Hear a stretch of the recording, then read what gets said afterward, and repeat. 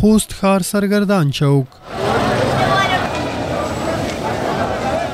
دلته د پخوا په پرتله ګڼه ګوڼه ځکه زیاته شوې چې اختر ته د ګوتو په شمار ورځې پاتې دي او خلک د اختر په تیاریو بوخت دي. کاروباریان که څه هم په روژه کې ستړي ښکاري خو له خپله کاروباره خوښ دي. د دوی په خبره کاروبارونه یې د تیر کال په پرتله ښه شوي دي. شکرګزار یو چې دلته ښه ښکلی کاروبار شروع دی. تقریبا د څو ورځې کېږي چې روغلي جوړې کاروبار کو جوړې سیستم ښه په اختر ته ښه پروګرام روان دی. اختر دپاره یې خلک اخلي، سودا او بازارونه ډېر ښه روان دي. پوه شوې 7 شپه ورځ موږ دلته لګیا وو کاروبار کوو. شپې مالې جوړې څخه ورځ مالې کاروبار کوو. د خوست د کاروبار نه موږ ډېر خوشحاله یو.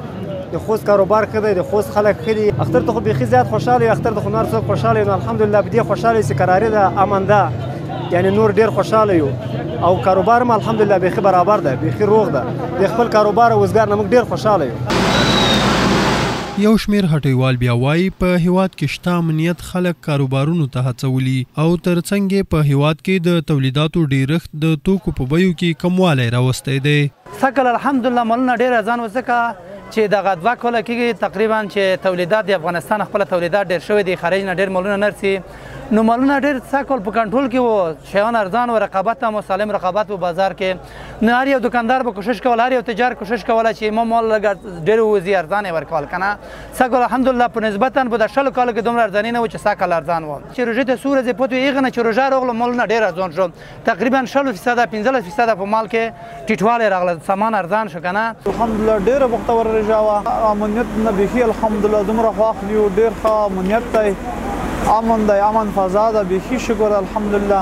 ځکه چې رش پټ زیات وي، بیخي بروبار زیات وي، هر ځای ولایتو خلک به راځي، سفر به ولې هر طرفه باید امنیتي ځواکونه باید چمتو شي. هممهاله د خوست امنیه قومندانۍ مسؤلین بیا خوست میشتو ته د اختر په شپو ورځو کې د بشپړ امنیت ډاډ ورکوي او زیاتوي چاته به اجازه ورنکړي چې په ښار کې ګډوډي رامنځته کړي. دا چې د اختر شپې ورځې دي او ولس ته اطمینان ورکوو چې انشاءالله د قومندانۍ په نمایندګۍ هر څومره مو چې په واس کې څومره مو چې توان وي، هغه که امنیتي برخه ده، هغه که تشویش اچوونکې برخه ده، او د عیدګاو په برخه کې چې د عیدګاو امنیت ده، همدا قسم ته د مساجدو امنیت ده، موږ ټول پرسونل دې ته متوجه کړی ده.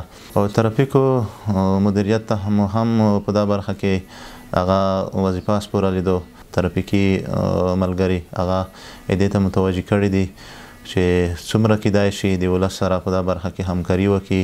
یاد دې وي چې د خوست امنیه قومندانۍ په ښار کې د هغو توکو لکه پټاس چې ویره رامنځته کوي د مخنیوي په موخه اجرات ترسره شوي چې له یو شمېر هټیو څخه راټول شوي او د دوی هڅې لا هم دوام لري. احسان الله باور، امید راډیو، خوست.